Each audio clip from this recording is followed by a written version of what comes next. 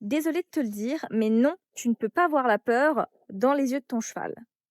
Aujourd'hui, on ouvre un nouveau chapitre de notre bibliothèque de définition et on va parler des émotions.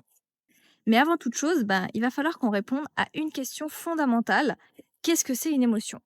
En éthologie, une émotion, c'est un état interne, généralement bref, déclenché lorsqu'un animal perçoit un événement comme important. Et cet état modifie l'organisme pour se préparer à réagir. Imaginons qu'un cheval perçoive un nouvel élément dans son environnement. Avant même que le cheval fasse quoi que ce soit, le cerveau évalue la situation rapidement. Son attention peut se focaliser, son rythme cardiaque peut augmenter et ses muscles peuvent tout simplement se préparer à agir. Bref, tout son organisme se met en condition. Et c'est cette partie-là qu'on appelle une émotion. Ensuite seulement vient le comportement. Et c'est là où le cheval peut fuir, s'immobiliser, explorer tout simplement. Ces réactions sont des comportements observables, mais du coup, l'émotion, elle est restée invisible en réalité pour nous. Car non, on ne peut jamais observer directement une émotion, on peut observer des comportements qui découlent de cette émotion.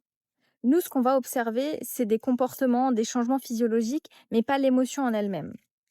Alors bien sûr, on est capable de créer une base de données pour pouvoir associer certains comportements à certaines émotions et faire des corrélations entre un comportement et une potentielle émotion qui en est à l'origine. Mais parfois, on simplifie un peu trop les choses et on applique sur le cheval une émotion qui n'est pas forcément celle qu'il ressent réellement. Alors c'est bien beau d'avoir une définition à peu près précise de ce que c'est une émotion, mais avec tout ça, je vous ai pas vraiment expliqué à quoi elles servent ces émotions. Et tout ça, ce sera dans la prochaine vidéo. Dis-moi en commentaire si toi aussi tu fais ce raccourci entre un comportement et l'émotion qu'il y a derrière.